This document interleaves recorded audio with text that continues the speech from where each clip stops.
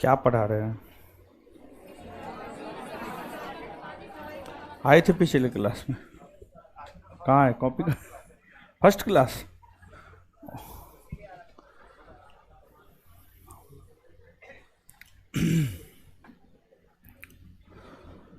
चलिए, हाँ क्लास तो लेट हो गया। आए थे जी आप? दीजिए तो कौन।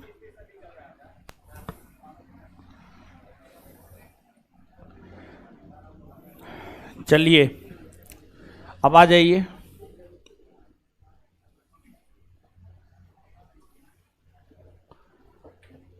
आ जाइए। तो जो है आपको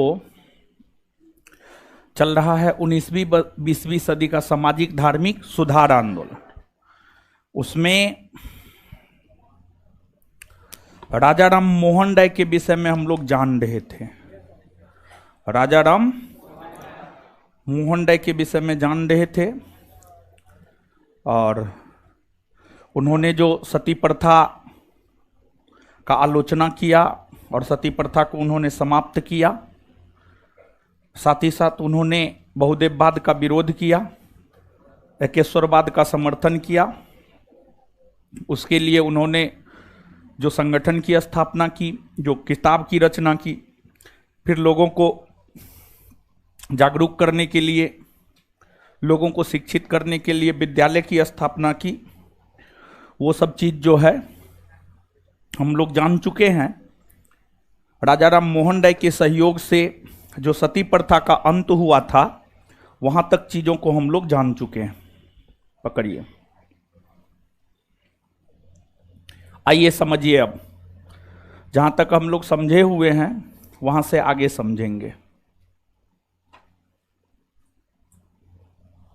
है पंखा सही कीजिए जी, हवा लग सके। ठीक है, उधर कर दिए हैं। उधर कौन है महाराज? हाँ ठीक। राजा राम मोहन राय, राजा राम मोहन राय, इन्हीं के विषय में बता रहे थे ना। आइए 2 4 5 प्रश्न का जवाब दीजिए, फिर आगे बढ़ेंगे। बताइए, सती प्रथा का अंत करवाने में किस भारतीय समाज सुधारक का योगदान? राजा राम मोहन राय। राजा राम मोहन राय ने ब्रह्म समाज की स्थापना कब किया? 1828। ब्रह्म समाज की स्थापना ब्रह्म सभा नाम से हुई थी और ब्रह्म सभा ही बाद में जाकर कहलाया ब्रह्म समाज। इसके बाद आगे बताइएगा, आत्मीय सभा का संस्थापक कौन है? राजा राम मोहन राय। कलकत्ता में हिंदू कॉलेज का संस्थापक कौन? वेदांत कॉलेज का संस्थापक कौन? राजा राम मोहन राय। राजा राम मोहन राय की भाभी न सती हुई थी जी, अलका मंजरी। और इसी वजह से सती प्रथा के खिलाफ आवाज उठाने का काम राजा राम मोहन राय ने किया था। हाँ या ना? बताए थे नहीं, सब बात बता दिए थे, साथ ही साथ लिखा भी दिए थे। अब देखिएगा राजा राम मोहन राय, अब यहां से आगे समझा रहे हैं, समझिएगा गौर से। देखिए, राजा राम मोहन राय बंगाल प्रेसिडेंसी से बिलोंग करते थे। बंगाल प्रेसिडेंसी, राजा राम मोहन राय बंगाल प्रेसिडेंसी से बिलोंग करते थे। बंगाल प्रेसिडेंसी, उस समय बंगाल प्रेसिडेंसी के एक बहुत बड़े जमींदार हुआ करते थे, राधाकांत देव। राधाकांत देव शुरुआती वर्षों में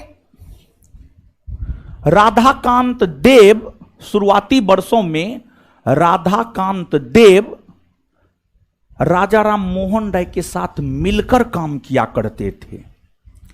लेकिन बाद के वर्षों में दोनों में वैचारिक मतभेद हो गया। दोनों में वैचारिक मतभेद हो गया, और जब दोनों में वैचारिक मतभेद हो गया तो एक उत्तर की ओर जाने लगा, दूसरा दक्षिण की ओर जाने लगा।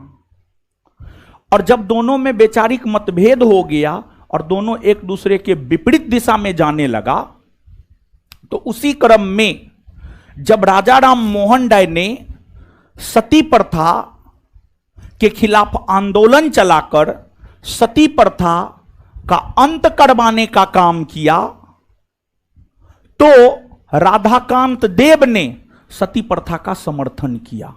राधाकांत देव ने सती प्रथा का समर्थन किया। राजा राम मोहन राय सती प्रथा का विरोध करते हुए, सती प्रथा के खिलाफ आंदोलन चलाते हुए सती प्रथा का अंत करवाने का जब काम किए, तो राधाकांत देव सती प्रथा का समर्थन करने का काम किए। और सती प्रथा के समर्थन हेतु राधाकांत देव ने वर्ष 1830 में 1830 वर्ष 1830 में देव समाज नामक संगठन की स्थापना की और उस देव समाज के जरिए सती प्रथा का समर्थन करने का काम राधाकांत देव ने किया। लेकिन उससे कुछ हुआ नहीं। एक बार सती प्रथा अंत हो गया तो धीरे धीरे सती प्रथा का अंत ही होता गया। सती प्रथा के राधाकांत देव के समर्थन के बावजूद भी कुछ भी नहीं हुआ। दूसरी बात, राजा राम मोहन राय मुगल बादशाह अकबर द्वितीय का समकालीन था। राजा राम मोहन राय मुगल बादशाह अकबर द्वितीय का समकालीन था।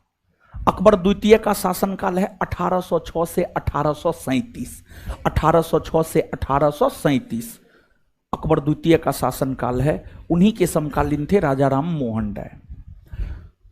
मुगल बादशाह अकबर द्वितीय को अंग्रेज पेंशन देता था, लेकिन बाद के दिनों में जाकर अकबर द्वितीय के पेंशन पर अंग्रेजों ने रोक लगा दी। और जब अकबर द्वितीय के पेंशन पर अंग्रेजों ने रोक लगा दी,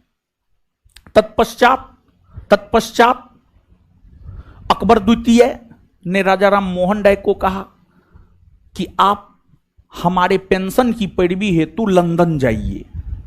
और अकबर द्वितीय के आग्रह पर राजा राम मोहन राय उनके पेंशन की पैरवी को लेकर के लंदन गए। और जब राजा राम मोहन राय मुगल बादशाह अकबर द्वितीय की पेंशन की पैरवी को लेकर के लंदन जा रहे थे, तो उसी से पहले राजा राम मोहन राय को राजा की उपाधि दी गई। उससे पहले वो राम मोहन राय कहलाते थे। लेकिन जब अकबर द्वितीय के पेंशन की पैरवी को लेकर लंदन जा रहे थे, तो अकबर द्वितीय ने राम मोहन राय को राजा की उपाधि प्रदान की। तो आपसे पूछा जाता है कि इस मुगल बादशाह ने राजा राम मोहन राय को राजा की उपाधि प्रदान की है। तो राजा राम मोहन राय को राजा की उपाधि प्रदान की है मुगल बादशाह अकबर द्वितीय ने। और फिर राजा राम मोहन राय लंदन गए और अकबर द्वितीय की पेंशन की पैरवी उन्होंने किया। उसी क्रम में वर्ष 1833 में इंग्लैंड के ब्रिस्टल नामक शहर में राजा राम मोहन राय का देहावसान हो गया, अर्थात राजा राम मोहन राय का मृत्यु हो गया। राजा राम मोहन राय एक ऐसे भारतीय समाज सुधारक हैं जिनकी मृत्यु भारत से बाहर हुई है। राजा राम मोहन राय एक ऐसे भारतीय समाज सुधारक है जिनकी मृत्यु भारत से बाहर हुई है, और उनकी मृत्यु इंग्लैंड के ब्रिस्टल नामक शहर में वर्ष 1833 में हुआ।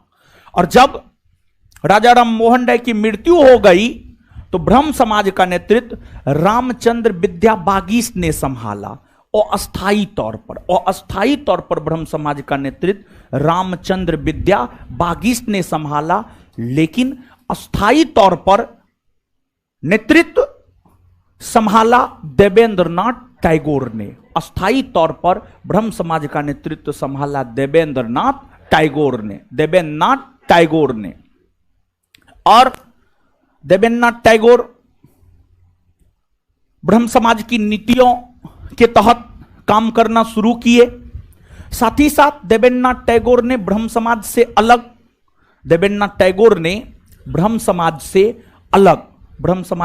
अलग जो है, देवेंद्रनाथ टैगोर ने वर्ष 1839 में तत्वबोधिनी सभा नामक भी संगठन की स्थापना किया। और उस तत्वबोधिनी सभा नामक संगठन को लोकप्रिय बनाने के लिए देवेंद्रनाथ टैगोर ने तत्वबोधिनी नामक पत्रिका भी निकाला। बाद के वर्षों में जाकर जब ब्रह्म समाज का नेतृत्व देवेंद्रनाथ टैगोर संभाल रहे थे, तो केशव चंद्र सेन ब्रह्म समाज को ज्वाइन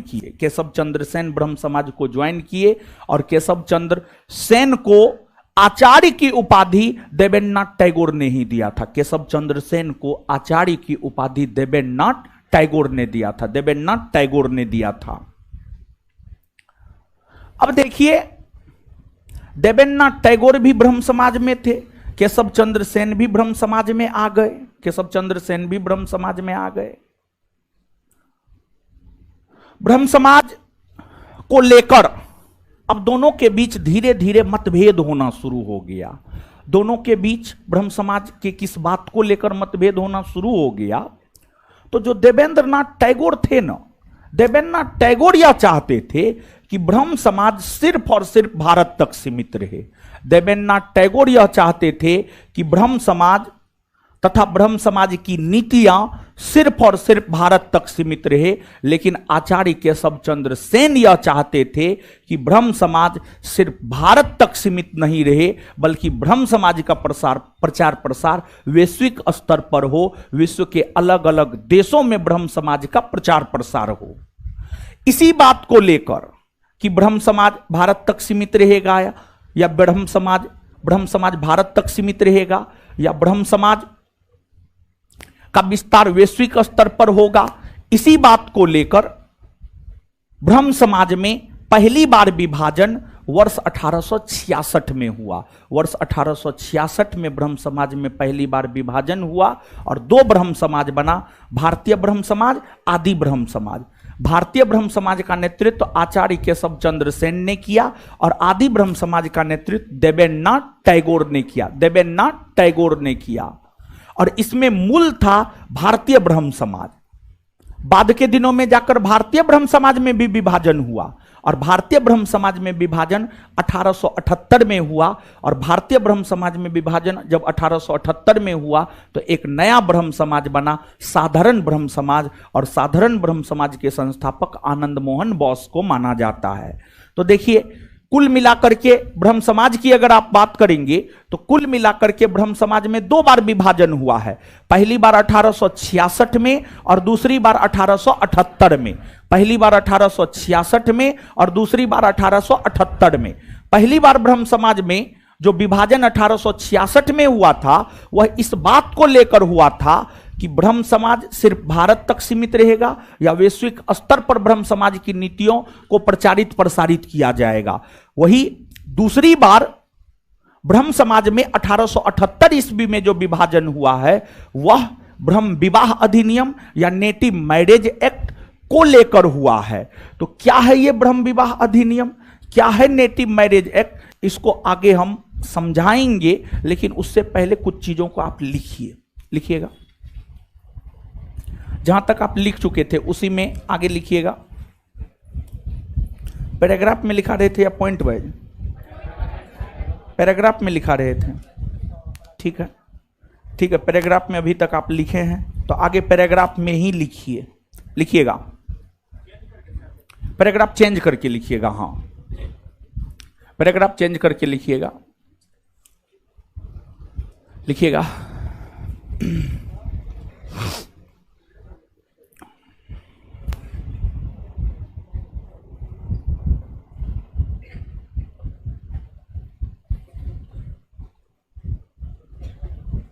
राजाराम मोहन राय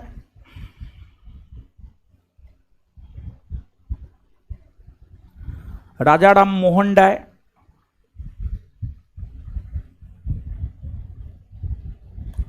राजाराम मोहन राय का विरोध करते हुए राजाराम मोहन राय का विरोध करते हुए राधाकांत देव ने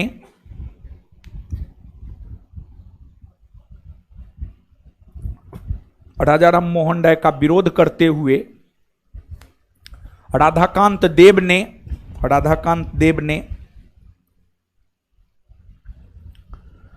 सती प्रथा राधाकांत देव ने सती प्रथा का समर्थन करने हेतु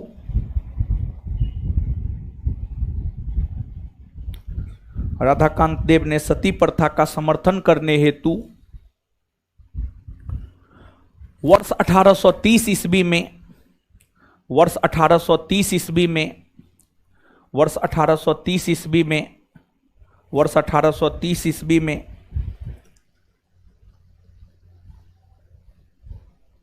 वर्ष 1830 ईस्वी में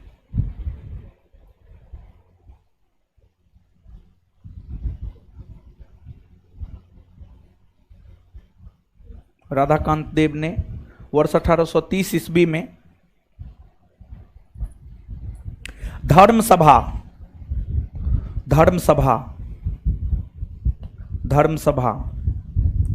नामक संगठन की स्थापना किया। धर्म सभा नामक संगठन की स्थापना किया। धर्म सभा नामक संगठन की स्थापना किया।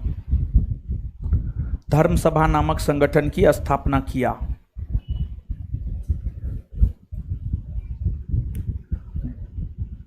धर्म सभा नामक संगठन की स्थापना किया। Full stop. उसी में राजाराम मोहन राय, राजाराम मोहन राय राजाराम मोहन राय मुगल बादशाह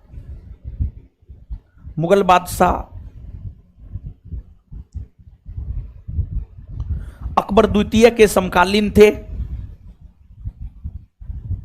राजाराम मोहन राय मुगल बादशाह अकबर द्वितीय के समकालीन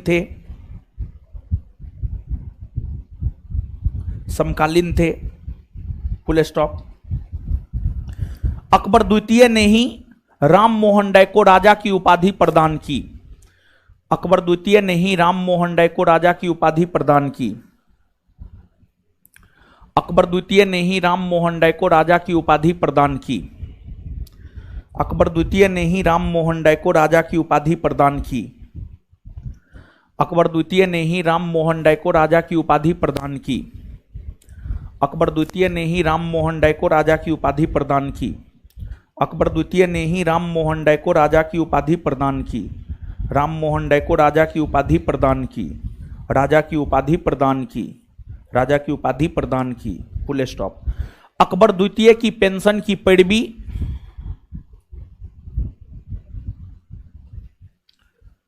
अकबर द्वितीय के पेंशन की पैरवी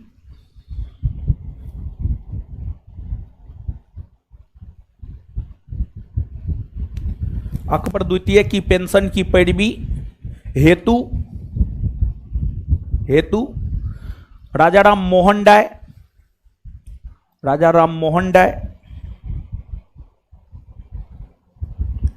ब्रिटेन गए। राजाराम मोहन राय ब्रिटेन गए। राजाराम मोहन राय ब्रिटेन गए। राजाराम मोहन राय ब्रिटेन गए। उसी क्रम में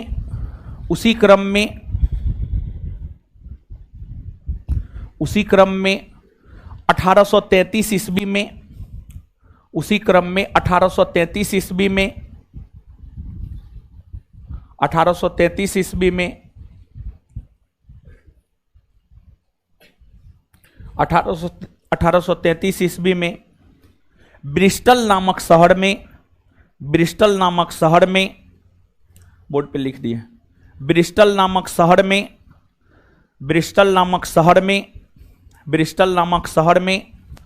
राजाराम मोहन राय की मृत्यु हो गई। ब्रिस्टल नामक शहर में राजाराम मोहन राय की मृत्यु हो गई। ब्रिस्टल नामक शहर में राजाराम मोहन राय की मृत्यु हो गई। अर्थात हम कह सकते हैं कि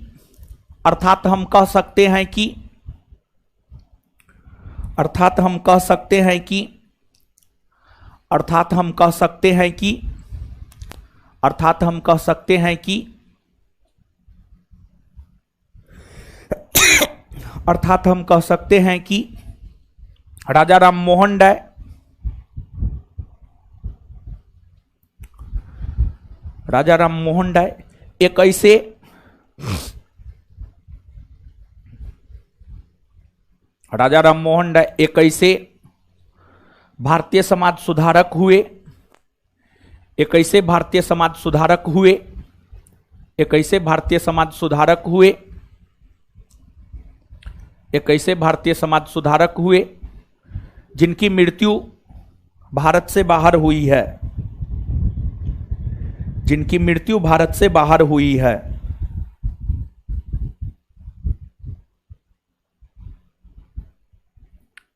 जिनकी मृत्यु भारत से बाहर हुई है। पुनः पैराग्राफ चेंज करेंगे। राजा राम मोहन राय की मृत्यु के बाद, राजा राम मोहन राय की मृत्यु के बाद, राजा राम मोहन राय की मृत्यु के बाद, पुनः पैराग्राफ चेंज करेंगे। राजा राम मोहन राय की मृत्यु के बाद, पंखा बंद कर दीजिए हो। राजा राम मोहन राय की मृत्यु के बाद ब्रह्म समाज, ब्रह्म समाज के नेतृत्व को, ब्रह्म समाज के नेतृत्व को, ब्रह्म समाज के नेतृत्व को रामचंद्र विद्या बागीस, रामचंद्र विद्या बागीस,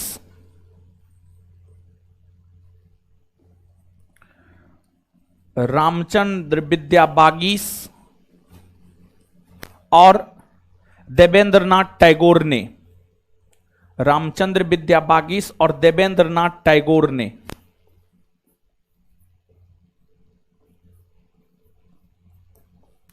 एक बात सुनिएगा, लेक्चर के दौरान जो है ना हम बोल दिए थे राधाकांत देव ने देव समाज की स्थापना की है, वहां पर हम लेक्चर के क्रम में गलत बोल दिए थे, लेकिन हम लिखा दिए हैं सही, धर्म सभा। लेक्चर के क्रम में जो है हम गलती बस जो है ये बात बोल दिए थे कि राधाकांत देव ने देव समाज की स्थापना किया, वो गलत था। राधाकांत देव ने देव समाज नहीं बल्कि धर्म सभा की स्थापना की है। लेक्चर में मिस्टेक हो गया था, माफी चाहते हैं हम, लेकिन लिखा दिए हैं सही हम आपसे, ठीक है। थोड़ा सा राधाकांत देव वहीं पर जो है देव समाज मन में आ गया, समझ गए, लेकिन ऐसा था नहीं, ठीक है। तो लिखाएं सही है, लेक्चर के क्रम में गलती हो गया था, ठीक है। राइट जो लिखा है वो राइट है। ओ साइड, ओ क्या लिखे हैं? राजा राम मोहन राय के मृत्यु के बाद ब्रह्म समाज का नेतृत्व रामचंद्र विद्या बागीस और देवेंद्रनाथ टैगोर ने संभाला। रामचंद्र विद्या बागीस और देवेंद्रनाथ टैगोर ने संभाला। रामचंद्र विद्या बागीस और देवेंद्रनाथ टैगोर ने संभाला। रामचंद्र विद्या बागीस और देवेंद्रनाथ टैगोर ने संभाला। रामचंद्र विद्या बागीस और, है सुनिए ना, पंखा चल सकता है चला दीजिए, लेकिन थोड़ा कम कर दीजिए ना, ठीक है। रामचंद्र विद्या बागीस थोड़ा कम कर, रामचंद्र विद्या बागीस और देवेंद्रनाथ टैगोर ने संभाला। रामचंद्र विद्या बागीस और देवेंद्रनाथ टैगोर ने संभाला, ने संभाला, फुल स्टॉप। उसी में कंटिन्यू लिखिएगा, उसी में कंटिन्यू लिखिएगा। देवेंद्रनाथ टैगोर ने, देवेंद्रनाथ टैगोर ने, देवेंद्रनाथ टैगोर ने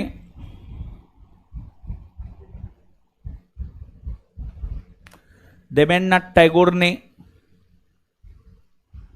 वर्ष 1839 ईस्वी में, वर्ष 1839 ईस्वी में, वर्ष 1839 ईस्वी में तत्वबोधिनी, तत्वबोधिनी,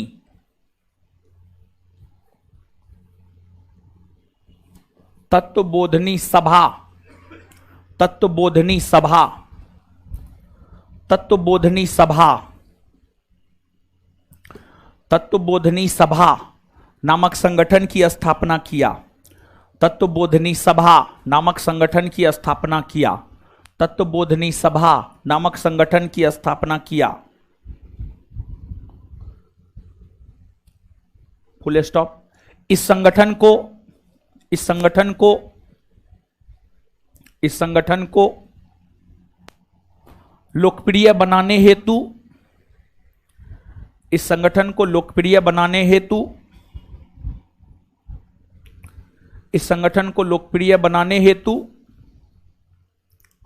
इस संगठन को लोकप्रिय बनाने हेतु देवेंद्रनाथ टैगोर ने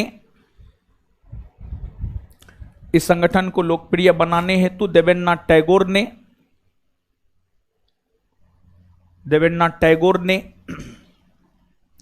तत्वबोधिनी नामक पत्रिका, देवेंद्रनाथ टैगोर ने तत्वबोधिनी नामक पत्रिका, देवेंद्रनाथ टैगोर ने तत्वबोधिनी नामक पत्रिका, देवेंद्रनाथ टैगोर ने तत्वबोधिनी नामक पत्रिका, तत्वबोधिनी नामक पत्रिका निकाला, तत्वबोधिनी नामक पत्रिका निकाला। उसी में कालांतर में जाकर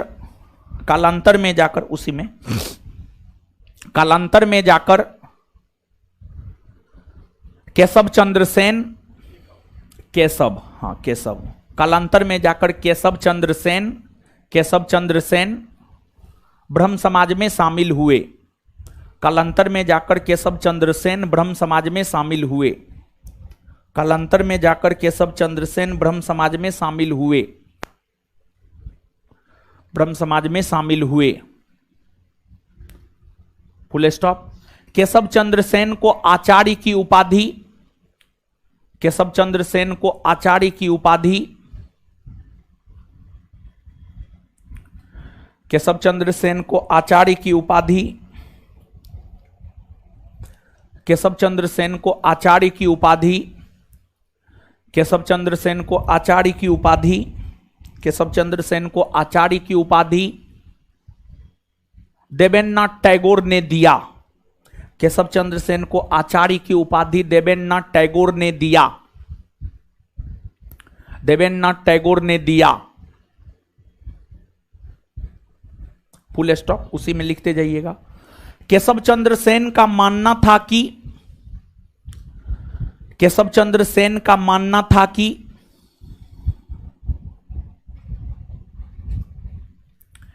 केशव चंद्र सेन का मानना था कि केशव चंद्र सेन का मानना था कि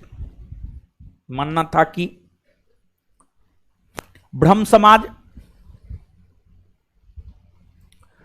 समाज की विचारधारा को,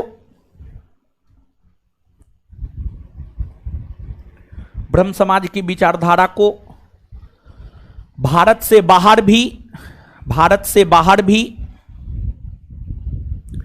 ब्रह्म समाज की विचारधारा को भारत से बाहर भी फैलाया जाए। ब्रह्म समाज की विचारधारा को भारत से बाहर भी फैलाया जाए। ब्रह्म समाज की विचारधारा को भारत से बाहर भी फैलाया जाए। भारत से बाहर भी फैलाया जाए। भारत से बाहर भी फैलाया जाए। फैलाया जाए। भारत से बाहर भी फैलाया जाए।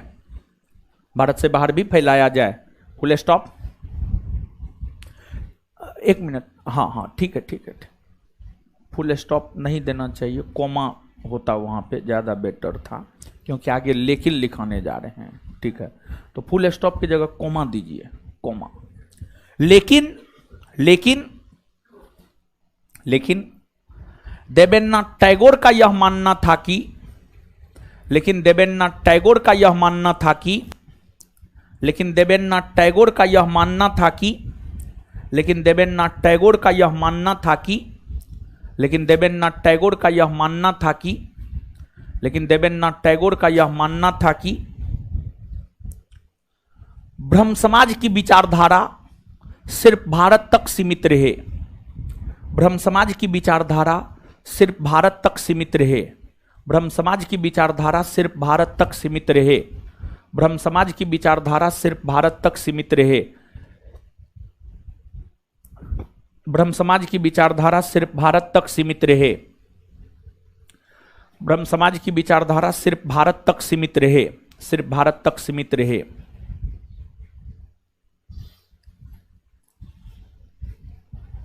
Full stop. इसी बात को लेकर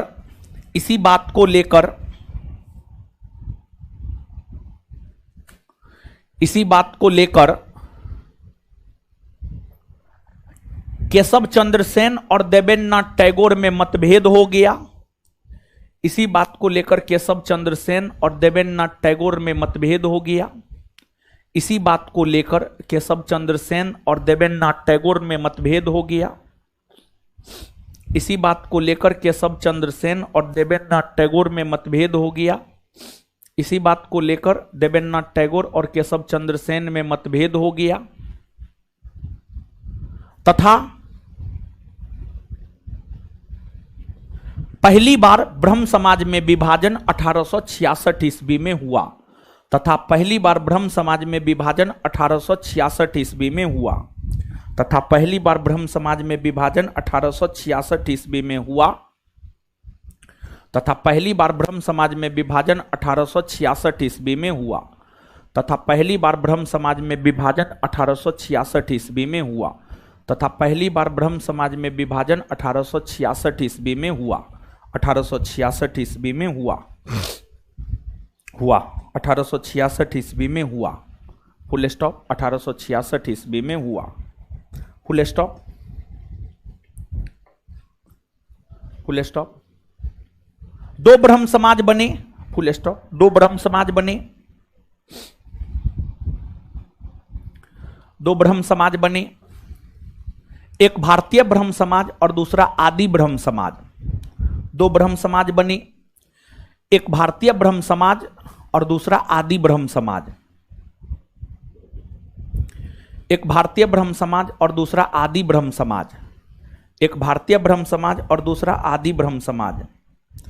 एक भारतीय ब्रह्म समाज और दूसरा आदि ब्रह्म समाज। एक भारतीय ब्रह्म समाज और दूसरा आदि ब्रह्म समाज।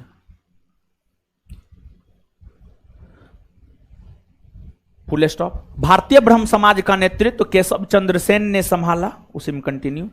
भारतीय ब्रह्म समाज का नेतृत्व केशव चंद्र सेन ने संभाला।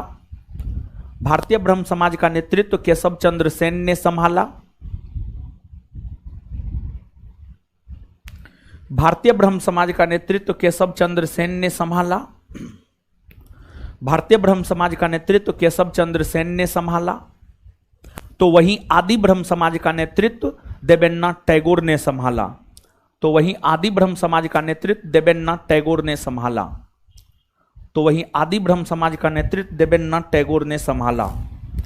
तो वहीं आदि ब्रह्म समाज का नेतृत्व देवेंद्रनाथ टैगोर ने संभाला।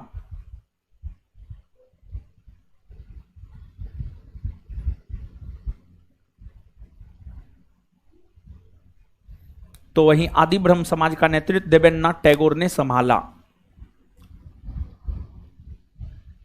Full stop. वर्ष 1878 में, उसी में कंटिन्यू, वर्ष 1878 में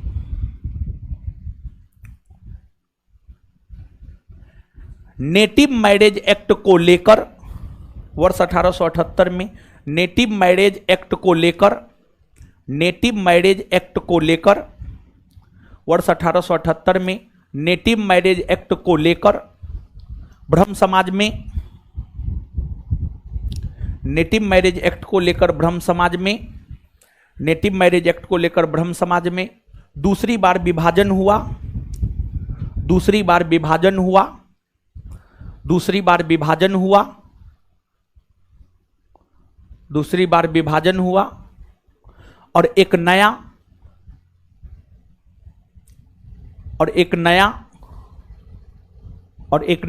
साधारण ब्रह्म समाज अस्तित्व में आया। और एक नया साधारण ब्रह्म समाज अस्तित्व में आया। और एक नया साधारण ब्रह्म समाज अस्तित्व में आया। और एक नया साधारण ब्रह्म समाज अस्तित्व में आया। और एक नया साधारण ब्रह्म समाज अस्तित्व में आया। साधारण ब्रह्म समाज अस्तित्व में आया। साधारण ब्रह्म समाज अस्तित्व में आया। और एक नया साधारण ब्रह्म समाज अस्तित्व में आया। साधारण ब्रह्म समाज अस्तित्व में आया जिसके संस्थापक आनंद मोहन बोस को माना जाता है। साधारण ब्रह्म समाज अस्तित्व में आया जिसका संस्थापक आनंद मोहन बोस को माना जाता है। जिसका संस्थापक आनंद मोहन बोस को माना जाता है। जिसका संस्थापक आनंद मोहन बोस को माना जाता है। जिसका संस्थापक आनंद मोहन बोस को माना जाता है। चलिए, यहां तक चीजों को बता दिए थे, लिखा दिए। अब यहां पर समझना है आगे क्या था नेटिव मैरिज एक्ट जिसको लेकर ब्रह्म समाज में दूसरी बार विभाजन हुआ। समझिएगा। देखिए, भारतीय समाज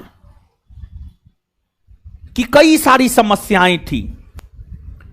उस समय भारतीय समाज की समस्याओं में एक समस्या था बाल विवाह प्रथा। भारतीय समाज की कई समस्याओं में उस समय एक समस्या हुआ करता था, वह समस्या था आपको बाल विवाह प्रथा। बाल विवाह प्रथा, बाल विवाह प्रथा, बाल विवाह प्रथा। क्या था बाल विवाह प्रथा, इसको आप समझिएगा। क्या था बाल विवाह प्रथा, इसको आप समझिएगा।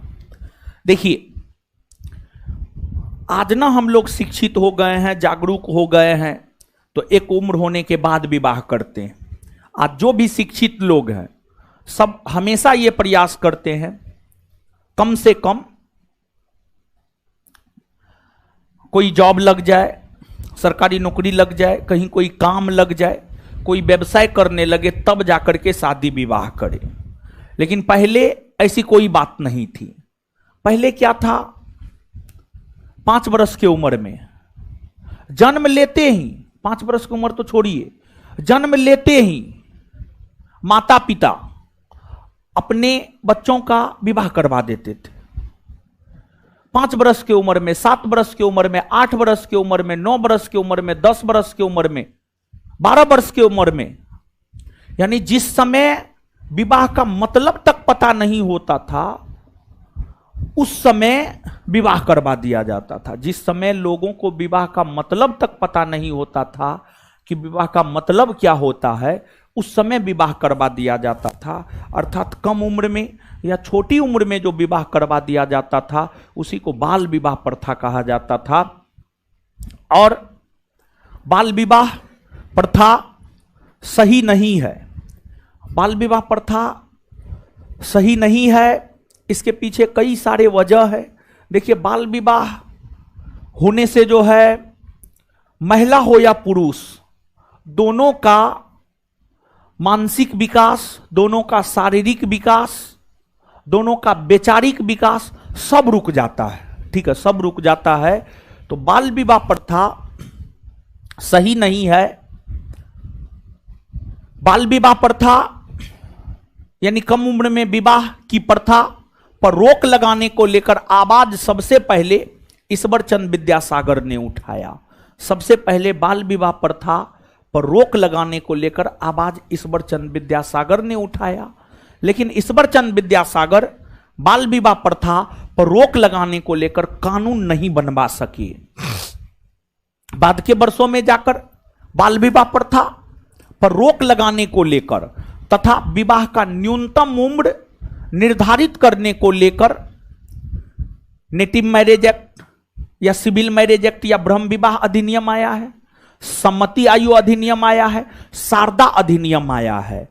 ये सब जो आप सुनते होंगे, शारदा अधिनियम हो गया, सम्मति आयु अधिनियम हो गया, नेटिव मैरिज एक्ट हो गया, या ब्रह्म विवाह अधिनियम हो गया, या सिविल मैरिज एक्ट हो गया, सिविल मैरिज एक्ट हो गया। ये सभी एक्ट जो आए हैं विवाह के न्यूनतम उम्र को निर्धारित करने के लिए लाया गया था। विवाह के न्यूनतम उम्र को निर्धारित करने के लिए लाया गया था।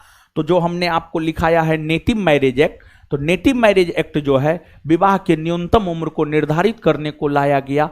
प्रथम अधिनियम माना जाता, प्रथम अधिनियम माना जाता है। और यहां से हमेशा से प्रश्न जो है आपको आया है। तो अब आप यहां पर समझिएगा, native marriage act, native marriage act या ब्रह्म विवाह अधिनियम, ब्रह्म विवाह अधिनियम, ब्रह्म विवाह अधिनियम या ब्रह्म विवाह अधिनियम या सिविल मैरिज एक्ट, या सिविल मैरिज एक्ट, कुछ भी कहिए बात बराबर है। सिविल मैरिज एक्ट कुछ भी कहिए बात बराबर है। नेटिव मैरिज एक्ट कहिए, ब्रह्म विवाह अधिनियम कहिए, सिविल मैरिज एक्ट कहिए, हाँ तीनों एक ही है। हाँ जी, तीनों एक ही है। ठीक है, तब ना ऑब्लिक दे करके लिखें। ठीक है, अगर तीनों अलग अलग होता तो ऑब्लिक दे करके नहीं लिखते। शारदा अलग है, शारदा अलग है, आगे शारदा के विषय में बताएंगे, सम्मति के विषय में बताएंगे। ये तीनों एक ही है।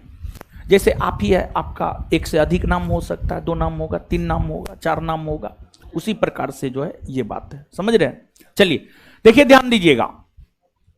एक भारतीय समाज सुधारक हुए आचार्य केशव चंद्र सेन। आचार्य केशव चंद्र सेन, एक भारतीय समाज सुधारक हुए आचार्य केशव चंद्र सेन। आचार्य केशव चंद्र सेन के सहयोग से ही, आचार्य केशव चंद्र सेन के सहयोग से ही वर्ष 1872 ईस्वी में, वर्ष 1872 ईस्वी में नेटिव मैरिज एक्ट, ब्रह्म विवाह अधिनियम या सिविल मैरिज एक्ट पारित हुआ। और यह एक्ट भारतीय वायसराय लॉर्ड नॉर्थब्रुक के समय पारित हुआ। लॉर्ड नॉर्थब्रुक के समय यह अधिनियम पारित हुआ। और इस अधिनियम को पारित करवाने में केशव चंद्र सेन का बहुत बड़ा योगदान रहा है। केशव चंद्र सेन का बहुत बड़ा योगदान रहा है। या यूं कहे कि जैसे सती प्रथा को अंत करवाने में भारतीय समाज सुधारक राजा राम मोहन राय का योगदान रहा है, उसी प्रकार से नेटिव मैरिज एक्ट, ब्रह्म विवाह अधिनियम या सिविल मैरिज एक्ट को पारित करवाने में सबसे बड़ा योगदान रहा है केशव चंद्र सेन का। और यह एक्ट पारित हुआ। इस एक्ट के तहत लड़की और लड़का के विवाह के न्यूनतम उम्र को निर्धारित किया गया था कि आखिरकार लड़की के विवाह का न्यूनतम उम्र क्या होगा और लड़का के विवाह का न्यूनतम उम्र क्या होगा। इस एक्ट के तहत लड़की के विवाह का न्यूनतम उम्र, इस एक्ट के तहत लड़की के विवाह का न्यूनतम उम्र 14 वर्ष निर्धारित किया गया। यानी कहा गया कि 14 वर्ष से कम उम्र में लड़की का विवाह नहीं होगा। लड़की के विवाह का यह न्यूनतम उम्र है 14 वर्ष।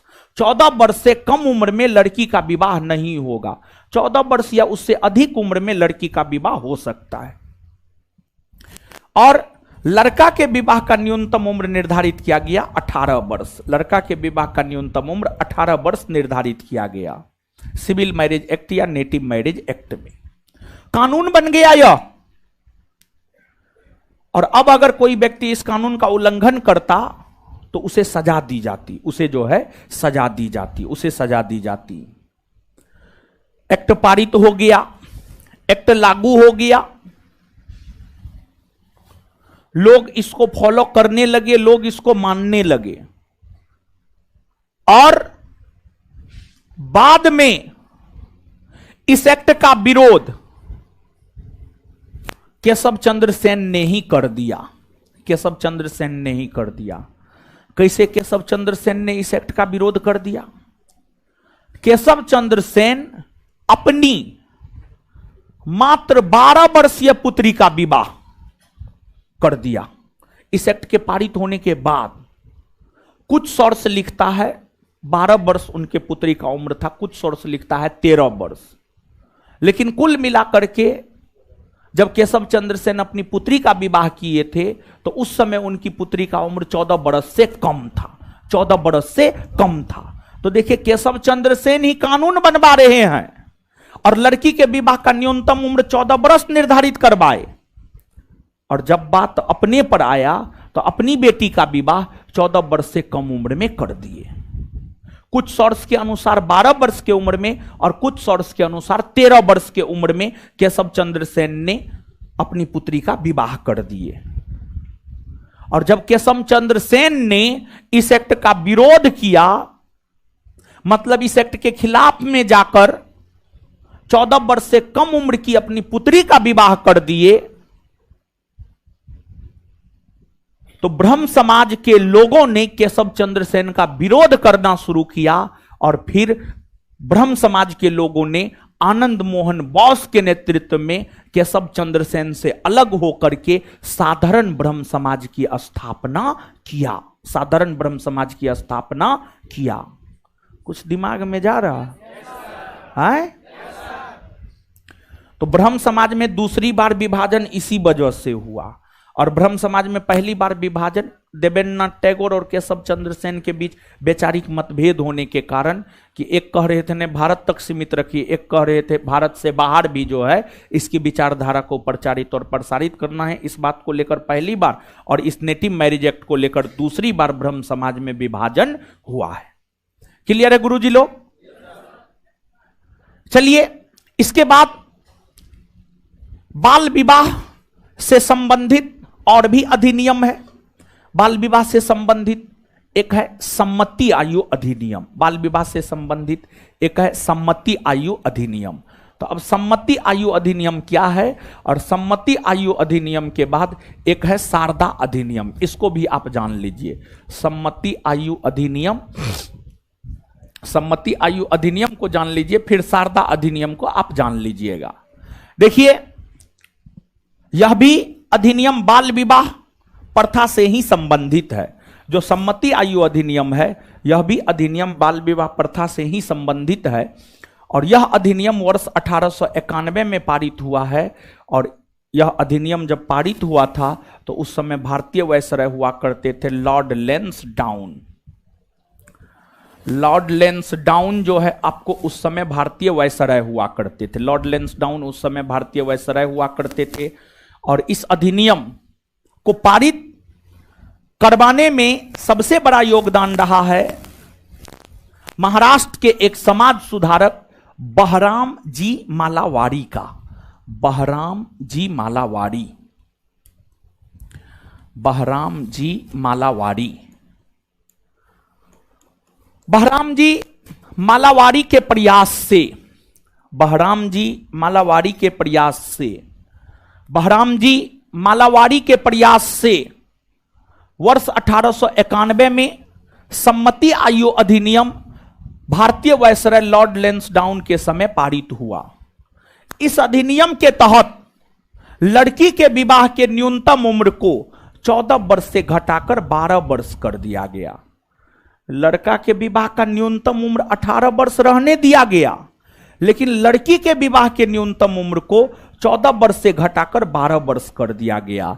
सम्मति आयु अधिनियम के तहत लड़की के विवाह की उम्र को 14 वर्ष से घटाकर 12 वर्ष कर दिया गया। 14 वर्ष से घटाकर 12 वर्ष कर दिया गया, 12 वर्ष कर दिया गया। और जब लड़की के विवाह के उम्र को इस अधिनियम के तहत घटाया गया तो बाल गंगाधर तिलक ने इस अधिनियम का विरोध किया। कहा ना, ये सही बात ना है, ये गलत बात है। लड़की के विवाह का उम्र 14 वर्ष था, ठीक था, 14 वर्ष था लड़की के विवाह का उम्र, ठीक था, लेकिन ये जो है 12 वर्ष कर दिया गया है, ये सही नहीं है। अर्थात हम यह बात कह सकते हैं कि जो सम्मति आयु अधिनियम है, सम्मति आयु अधिनियम का विरोध, सम्मति आयु अधिनियम का विरोध किसने किया? तो बाल गंगाधर तिलक ने किया। बाल गंगाधर तिलक ने सम्मति आयु अधिनियम का विरोध किया। इसके बाद आगे है आपको सम्मति आयु अधिनियम के बाद आगे है आपको सम्मति आयु अधिनियम के बाद आगे है आपको शारदा अधिनियम। शारदा अधिनियम, शारदा अधिनियम भी बाल विवाह से ही संबंधित है, तो इसलिए इसको भी जो है हम लोग जान लेते हैं। देखिए, राजस्थान, राजस्थान राज्य है ना जी, भारत का क्षेत्रफल के आधार पर सबसे बड़ा राज्य राजस्थान ही है। थार मरुस्थल राजस्थान में ही है, लूनी नदी राजस्थान में ही बहती है, फिर अरावली पर्वत राजस्थान में ही है, समझ गए। चित्तौड़गढ़ का किला राजस्थान में ही है। और राजस्थान में राजपूतों का शासन हुआ करता था। राजपूतों का शासन जो है आपको राजस्थान में हुआ करता था। राजस्थान छोटे छोटे राजपूत राज्यों में बटे हुए थे, मध्यकाल में, प्राचीन काल में, समझ गए। तो शारदा अधिनियम, राजस्थान के एक समाज सुधारक शिक्षाविद हुआ करते थे, उनका नाम था हरविलास शारदा। राजस्थान के एक समाज सुधारक हुआ करते थे, शिक्षाविद हुआ करते थे, हरविलास शारदा। हरविलास शारदा, हरविलास शारदा ने ही लड़का और लड़की के विवाह के न्यूनतम उम्र को निर्धारित करने को लेकर एक अधिनियम लाया। वही अधिनियम शारदा अधिनियम कहलाया। शारदा अधिनियम पारित वर्ष 1929 ईस्वी में हुआ है और यह अधिनियम लागू हुआ है 1 अप्रैल 1930 को। शारदा अधिनियम लागू हुआ है 1 अप्रैल 1930 को।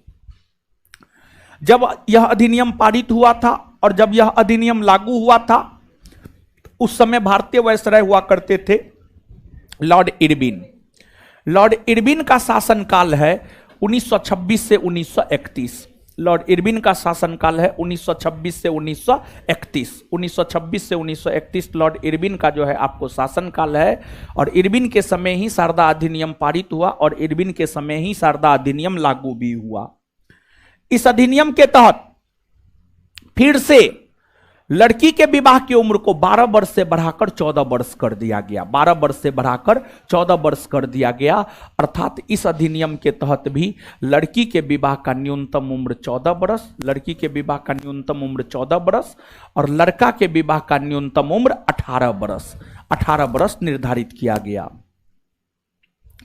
यह अधिनियम 1930 में लागू हुआ और यह अधिनियम 1930 से लेकर आजादी तक अर्थात 1947 तक लागू हुआ। 1947 तक ही नहीं बल्कि यह अधिनियम जो है आपको वर्ष 1978 तक लागू रहा। वर्ष 1978 तक जो है शारदा अधिनियम लागू रहा और वर्ष 1978 तक कानूनी तौर पर भारत में विवाह का न्यूनतम उम्र लड़की के लिए 14 वर्ष, लड़का के लिए 18 वर्ष।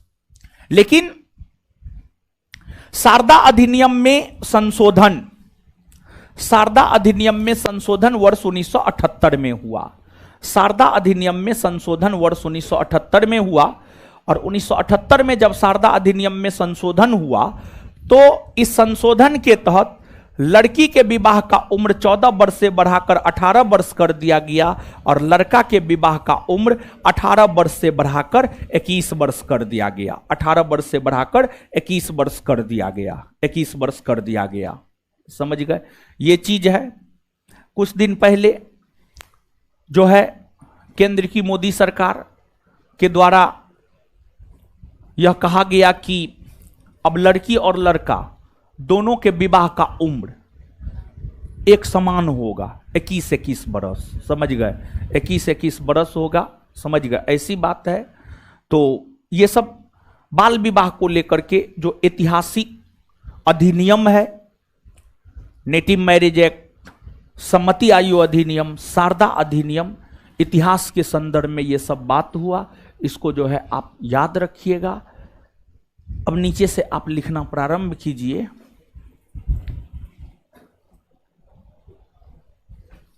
हेडिंग मारिएगा बाल विवाह, बाल विवाह। हेडिंग मारिएगा बाल विवाह, बाल विवाह, बाल विवाह। हेडिंग मारिएगा बाल विवाह। प्राचीन काल से लेकर आधुनिक काल तक बाल विवाह, प्राचीन काल से लेकर आधुनिक काल तक, प्राचीन काल से लेकर आधुनिक काल तक, प्राचीन काल से लेकर आधुनिक काल तक भारत की एक बड़ी समस्या, भारत की एक बड़ी समस्या बाल विवाह, भारत की एक बड़ी समस्या बाल विवाह, भारत की एक बड़ी समस्या बाल विवाह रहा है। भारत की एक बड़ी समस्या बाल विवाह रहा है। Full stop. बाल विवाह यानी कम उम्र में या छोटे उम्र में विवाह का हो जाना कहलाता है बाल विवाह। बाल विवाह, बाल विवाह यानी कम उम्र में, कम उम्र में या छोटे उम्र में, कम उम्र में या छोटे उम्र में, छोटे उम्र में विवाह का हो जाना ही, विवाह का हो जाना ही, विवाह का हो जाना ही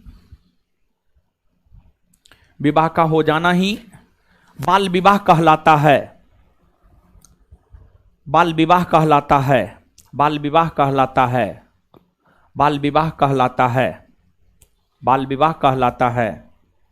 फुल स्टॉप। बाल विवाह कहलाता है। बाल विवाह को लेकर सर्वप्रथम आवाज बुलंद ईश्वरचंद विद्यासागर ने किया था। बाल विवाह को लेकर सर्वप्रथम आवाज बुलंद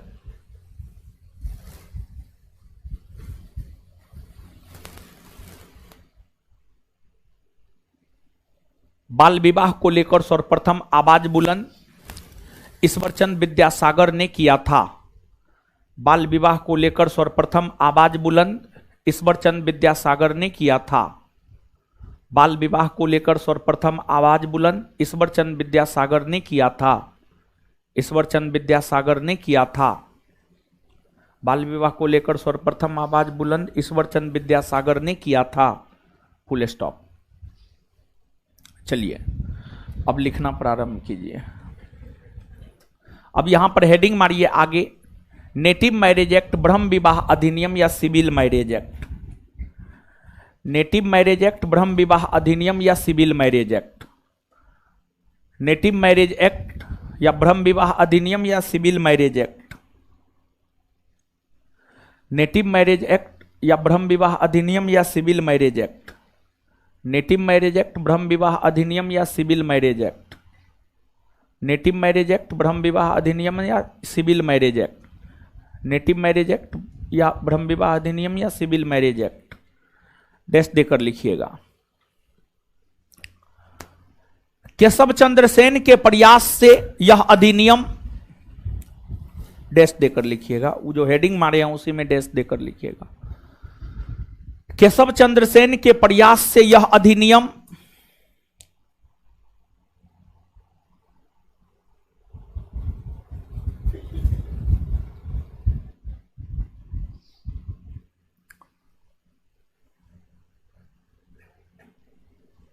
केशव चंद्र सेन के प्रयास से यह अधिनियम केशव चंद्र सेन के प्रयास से यह अधिनियम केशव चंद्र सेन के प्रयास से यह अधिनियम वर्ष 1872 ईस्वी में वर्ष 1872 ईस्वी में वायसराय लॉर्ड नॉर्थब्रुक के समय वायसराय लॉर्ड नॉर्थब्रुक के समय वायसराय लॉर्ड नॉर्थब्रुक के समय वायसराय लॉर्ड नॉर्थब्रुक के समय वायसराय लॉर्ड नॉर्थब्रुक के समय पारित हुआ। वायसराय लॉर्ड नॉर्थब्रुक के समय पारित हुआ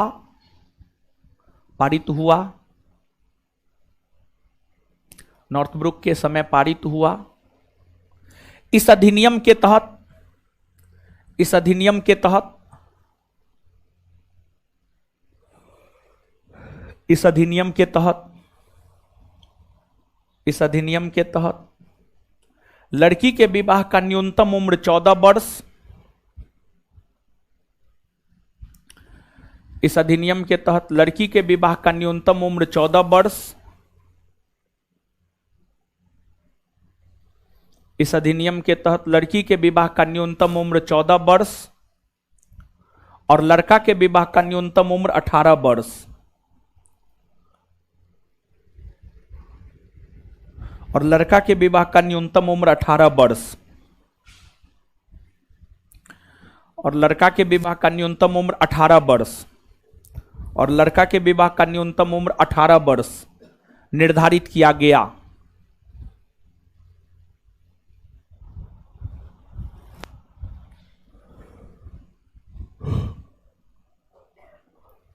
इस अधिनियम का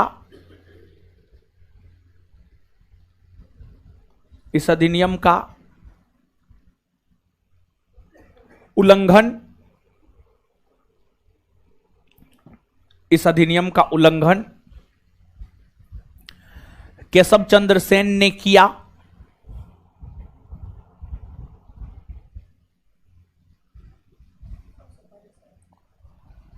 इस अधिनियम का उल्लंघन केशव चंद्र सेन ने किया उन्होंने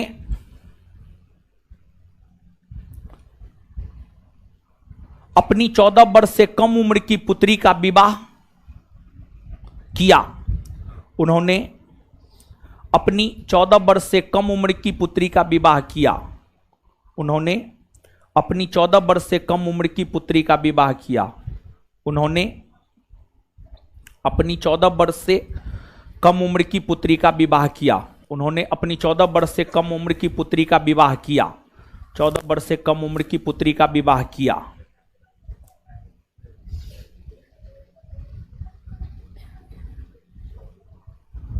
इसी कारण ब्रह्म समाज में दूसरी बार विभाजन हुआ था। इसी कारण ब्रह्म समाज में दूसरी बार विभाजन हुआ था।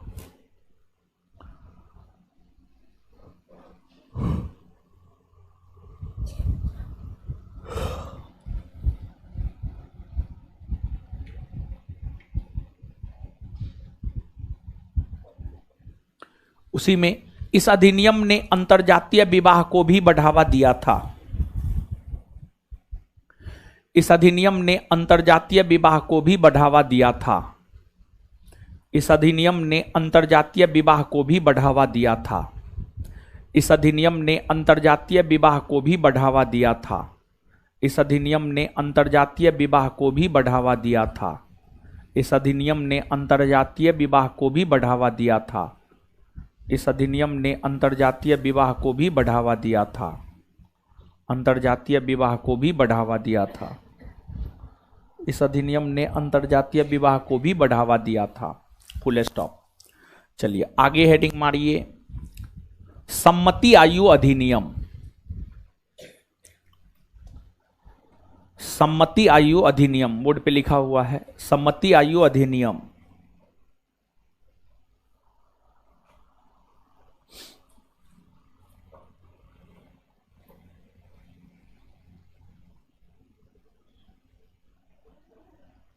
सम्मति आयु अधिनियम। सम्मति आयु अधिनियम लिख लिए, हेडिंग मार लिए, डैश देकर लिखिएगा। महाराष्ट्र के समाज सुधारक, महाराष्ट्र के समाज सुधारक, महाराष्ट्र के समाज सुधारक, महाराष्ट्र के समाज सुधारक बहराम जी मालावारी, बोर्ड पे लिखा हुआ बहराम जी मालावारी। महाराष्ट्र के समाज सुधारक बहराम जी मालावारी के प्रयास से यह अधिनियम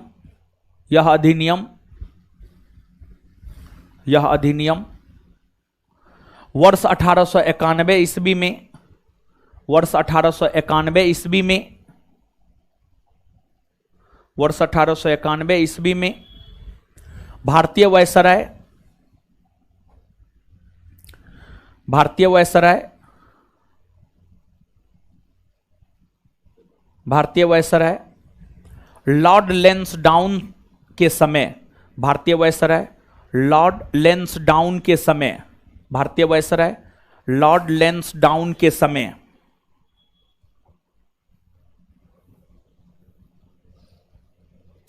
भारतीय वायसराय लॉर्ड लेंसडाउन के समय पारित हुआ, पारित हुआ, पारित हुआ। इस अधिनियम के तहत, इस अधिनियम के तहत, इस अधिनियम के तहत लड़की के विवाह का न्यूनतम उम्र, इस अधिनियम के तहत लड़की के विवाह का न्यूनतम उम्र, इस अधिनियम के तहत लड़की के विवाह का न्यूनतम उम्र 14 वर्ष से घटाकर 12 वर्ष कर दिया गया। इस अधिनियम के तहत लड़की के विवाह का न्यूनतम उम्र 14 वर्ष से घटाकर 12 वर्ष कर दिया गया। इस अधिनियम के तहत लड़की के विवाह का न्यूनतम उम्र 14 वर्ष से घटाकर 12 वर्ष कर दिया गया। इस अधिनियम के तहत लड़की के विवाह का न्यूनतम उम्र 14 वर्ष से घटाकर 12 वर्ष कर दिया गया। 12 वर्ष कर दिया गया, 14 वर्ष से घटाकर 12 वर्ष कर दिया गया। जिस कारण इस अधिनियम का विरोध बाल गंगाधर तिलक ने किया। जिस कारण इस अधिनियम का विरोध बाल गंगाधर तिलक ने किया, जिस कारण इस अधिनियम का विरोध बाल गंगाधर तिलक ने किया।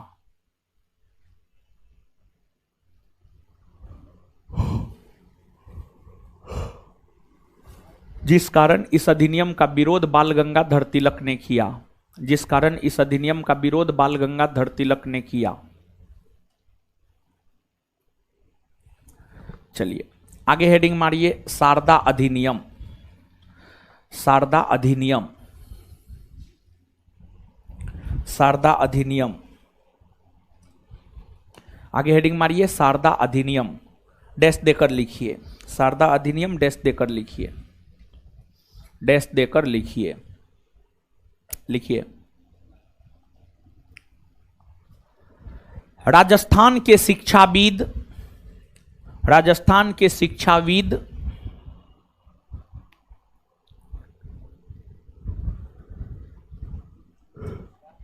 राजस्थान के शिक्षाविद,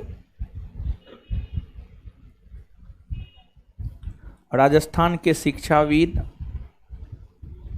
शिक्षाविद हरविलास शारदा, हरविलास शारदा, राजस्थान के शिक्षाविद हरविलास शारदा, हरविलास शारदा, राजस्थान के शिक्षाविद हरविलास शारदा, हरविलास शारदा, हरविलास शारदा, राजस्थान के शिक्षाविद हरविलास शारदा के प्रयास से, के प्रयास से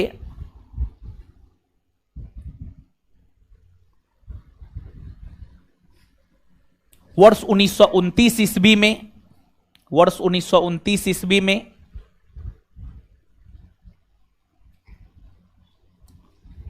विवाह के न्यूनतम उम्र को निर्धारित करने को लेकर, विवाह के न्यूनतम उम्र को निर्धारित करने को लेकर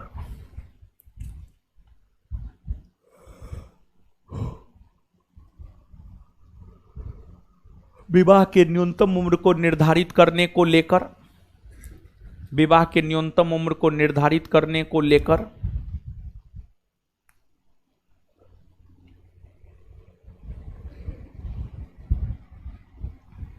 शारदा अधिनियम पारित किया गया।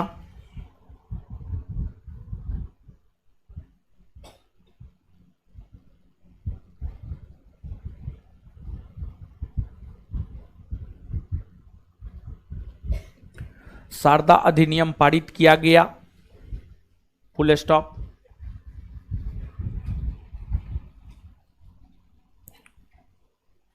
यह अधिनियम लागू 1 अप्रैल 1930 ईस्वी को हुआ है।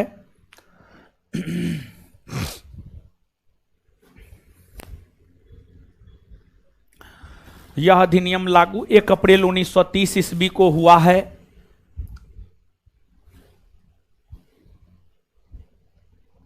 इस समय 1930, 1 अप्रैल 1930 को यह अधिनियम लागू 1 अप्रैल 1930 ईस्वी को हुआ है। इस समय भारतीय वायसराय लॉर्ड इरविन हुआ करते थे। इस समय भारतीय वायसराय लॉर्ड इरविन हुआ करते थे। इस समय भारतीय वायसराय लॉर्ड इरविन हुआ करते थे। इस समय भारतीय वायसराय लॉर्ड इरविन हुआ करते थे। इस समय भारतीय वायसराय लॉर्ड इरविन हुआ करते थे। इस समय भारतीय वायसराय लॉर्ड इरविन हुआ करते थे। लॉर्ड इरविन हुआ करते थे। लॉर्ड इरविन हुआ करते थे। Full stop. इस अधिनियम के तहत, इस अधिनियम के तहत, इस अधिनियम के तहत लड़की के विवाह का न्यूनतम उम्र 14 वर्ष,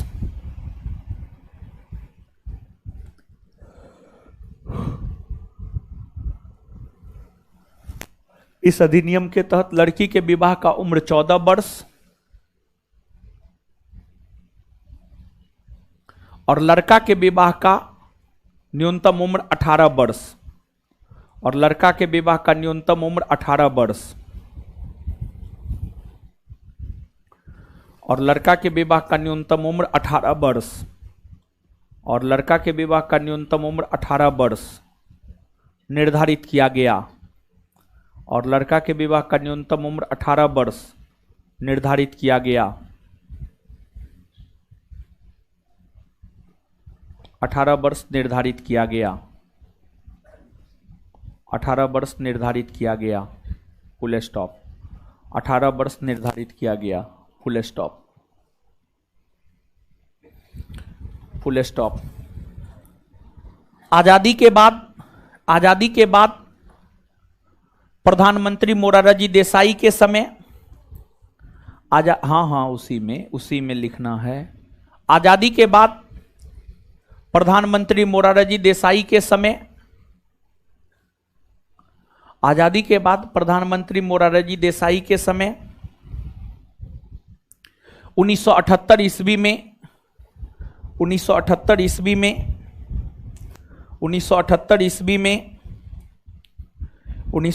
ईस्वी में शारदा अधिनियम में संशोधन हुआ।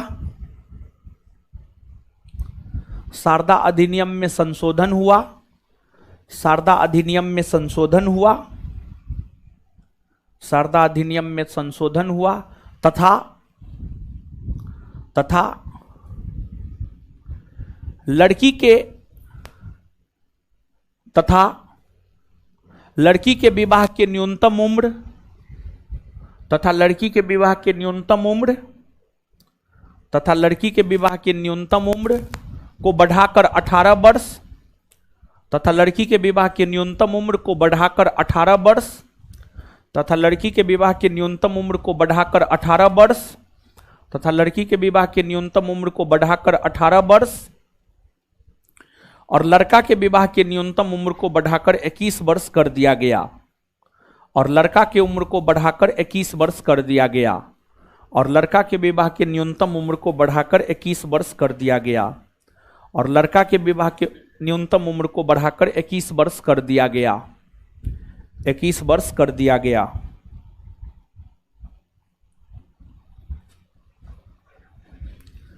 चलिए, राजा राम मोहन राय में जो है ना, एगो दूगो पॉइंट जो है और आपको लिखना है।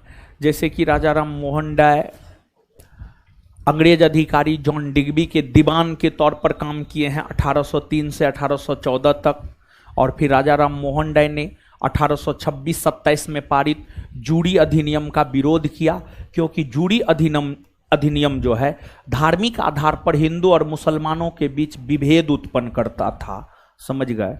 तो राजा राम मोहन राय में, या फिर इसी के नीचे नोट देकर के पहला पॉइंट लिखिएगा, नोट देकर के पहला पॉइंट। राजा राम मोहन राय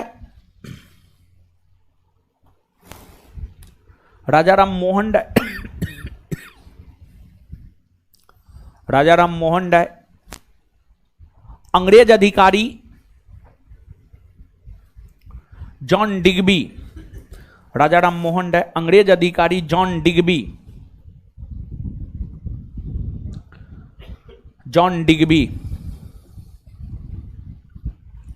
राजा राम मोहन राय अंग्रेज अधिकारी जॉन डिग्बी के दीवान के तौर पर, जॉन डिग्बी के दीवान के तौर पर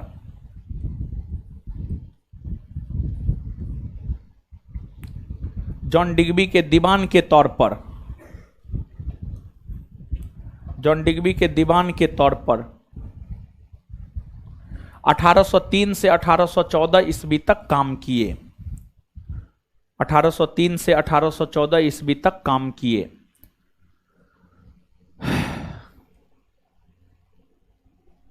दूसरा पॉइंट नोट में, 1826-27 में पारित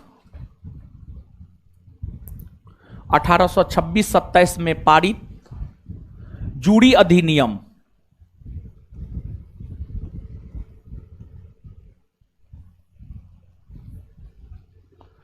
1826-27 में पारित जूरी अधिनियम 1826-27 में पारित जूरी अधिनियम 1826-27 में पारित जूरी अधिनियम 1826-27 में पारित जूरी अधिनियम, जूरी अधिनियम 1826-27 में पारित जूरी अधिनियम, जूरी अधिनियम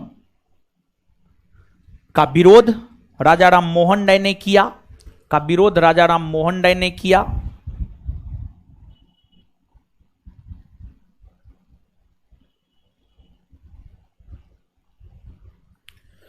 क्योंकि यह अधिनियम, क्योंकि यह अधिनियम,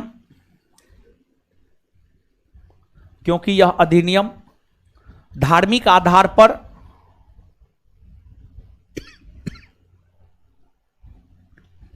क्योंकि यह अधिनियम धार्मिक आधार पर हिंदू और मुसलमानों के बीच, क्योंकि यह अधिनियम धार्मिक आधार पर हिंदू और मुसलमानों के बीच,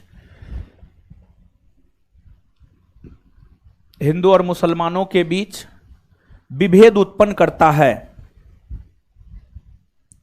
हिंदू और मुसलमानों के बीच विभेद उत्पन्न करता है, विभेद उत्पन्न करता है, विभेद उत्पन्न करता है, विभेद उत्पन्न करता है, विभेद उत्पन्न करता है। चलिए आइए, आज जितना बताए हैं, समझाए हैं, लिखाए हैं, उसको अब करेंगे हम लोग क्या, याद। क्लियर है? दीजिए तो कॉपी हीरो, कॉपी देने में काहे हिचकते हैं? गलत लिखा होगा इसलिए ना, ऐसा थोड़े कि हम आपका कॉपी रख लेंगे, नहीं रखेंगे। ठीक है, चलिए। कोशिका अंगक भी इसी में है इसका। चलिए आइए बताइए, राजा राम मोहन राय ने सती प्रथा का अंत किया, इसके विरोध में सती प्रथा का समर्थन किसने किया? राधाकांत देव, राधाकांत। राजा राम मोहन राय ने सती प्रथा का विरोध करते हुए सती प्रथा का अंत किया, सती प्रथा का समर्थन किसने किया? राधाकांत। सती प्रथा का समर्थन किसने किया? सती प्रथा का समर्थन करने के लिए किसने 1830 ईस्वी में धर्म सभा नामक संगठन की स्थापना की? राधाकांत देव, राधाकांत। धर्म सभा नामक संगठन की स्थापना किसने किया? राजा राम मोहन राय कौन मुगल बादशाह का समकालीन था? अकबर द्वितीय। राजा राम मोहन राय कौन मुगल बादशाह का समकालीन? अकबर द्वितीय। राम मोहन राय को राजा की उपाधि अकबर द्वितीय ने दिया। राम मोहन राय को राजा की उपाधि किसने दिया? राम मोहन राय को राजा की उपाधि किसने दिया? अकबर द्वितीय। और अकबर द्वितीय की पेंशन की पैरवी के लिए ही राजा राम मोहन राय लंदन गए हुए थे या ब्रिटेन गए हुए थे। लंदन कहिए, ब्रिटेन कहिए, ठीक है, समझ गए। तो किस मुगल बादशाह के पेंशन की पैरवी के लिए राजा राम मोहन राय ब्रिटेन गए हुए थे? अकबर द्वितीय। और राजा राम मोहन राय एक ऐसे भारतीय समाज सुधारक है जिनका निधन भारत से बाहर हुआ है, इंग्लैंड के ब्रिस्टल नामक शहर में 1833 में हुआ है। कौन भारतीय समाज सुधारक है जिनका निधन भारत से बाहर हुआ है? कौन है? राजा राम। इसके बाद आगे बताइएगा, राजा राम मोहन राय की मृत्यु के बाद ब्रह्म समाज का नेतृत्व किसने संभाला था? रामचंद्र विद्याबागीस और देवेंद्रनाथ टैगोर। रामचंद्र विद्याबागीस और देवेंद्रनाथ। बहुत गलती लिखा है लड़का, हर लाइन में 2-3 गलती है। ठीक है, पूरा गलती ही लिखा है, हे भगवान। राजा राम मोहन राय की मृत्यु के बाद ब्रह्म समाज का नेतृत्व किसने संभाला? रामचंद्र विद्याबागीस और देवेंद्रनाथ। रामचंद्र विद्याबागीस और देवेंद्रनाथ। रामचंद्र विद्याबागीस और देवेंद्रनाथ। तो राजा राम मोहन राय की मृत्यु के बाद ब्रह्म समाज का नेतृत्व किसने संभाला? रामचंद्र विद्याबागीस और देवेंद्रनाथ। तत्वबोधिनी सभा को देवेंद्रनाथ टैगोर ने स्थापित किया है 1839 में। तत्वबोधिनी सभा को स्थापित किसने किया? देवेंद्रनाथ। मुंह से आवाज काहे निकाल रहे हैं? ठीक है, बोलने से याद होता है। क्या होता है? याद। समझ गए? तो तत्वबोधिनी सभा की स्थापना किसने किया? देवेंद्रनाथ। देवेंद्रनाथ टैगोर। और ब्रह्म समाज में कितना बार विभाजन हुआ? कितना बार? पहली बार 1866, दूसरी बार 1800, ब्रह्म समाज में कितना बार विभाजन हुआ? कितना बार विभाजन हुआ?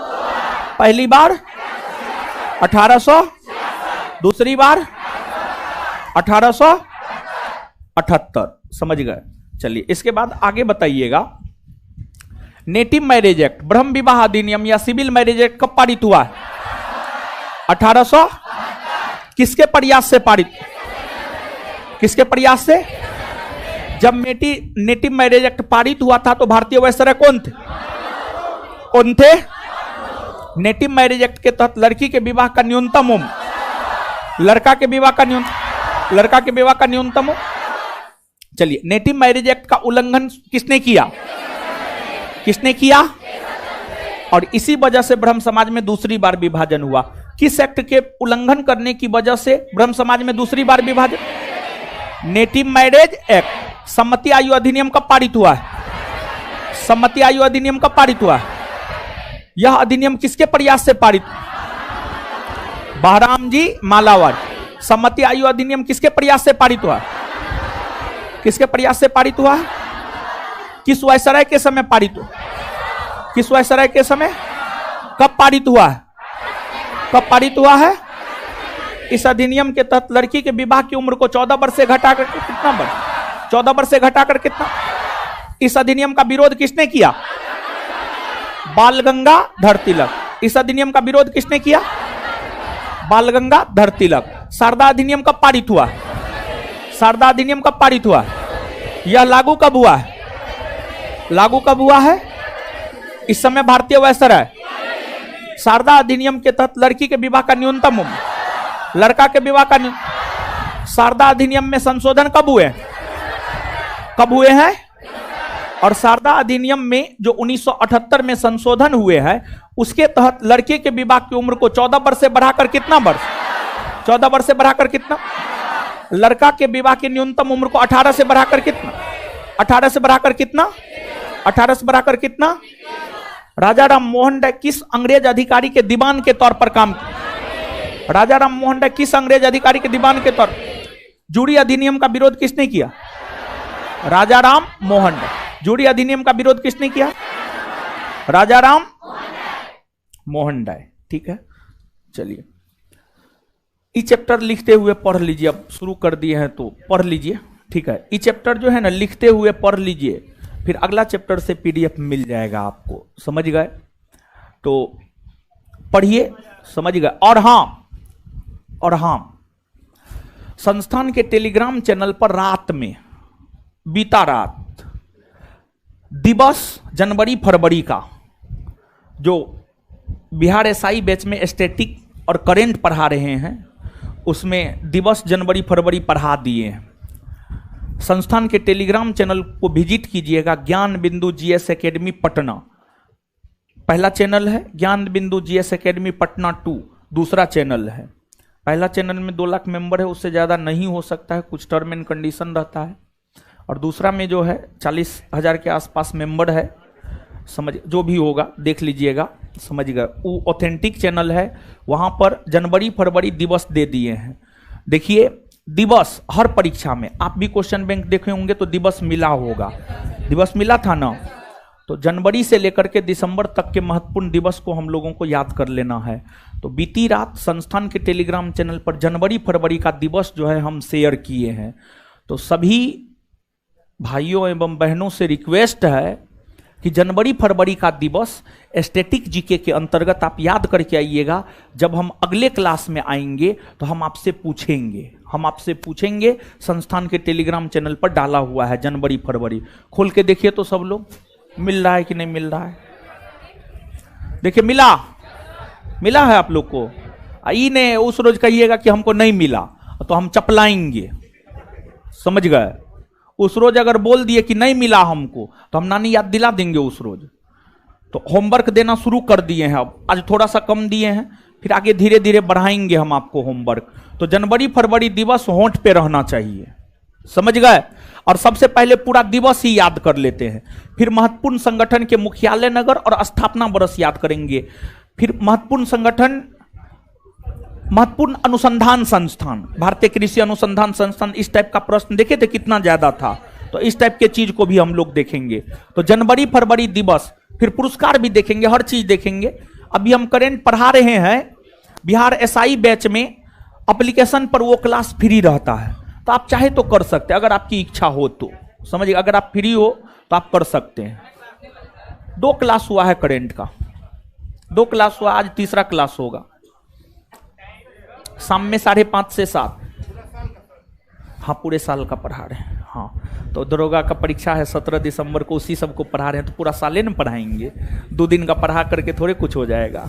चलिए, तो इससे आगे मेरा टाइम तो खत्म हो चुका है। आगे मैथ रीजनिंग कीजिए मजे में। मिलते हैं अगले क्लास में, और अगले क्लास में हम दिवस पूछेंगे जनवरी फरवरी। धन्यवाद।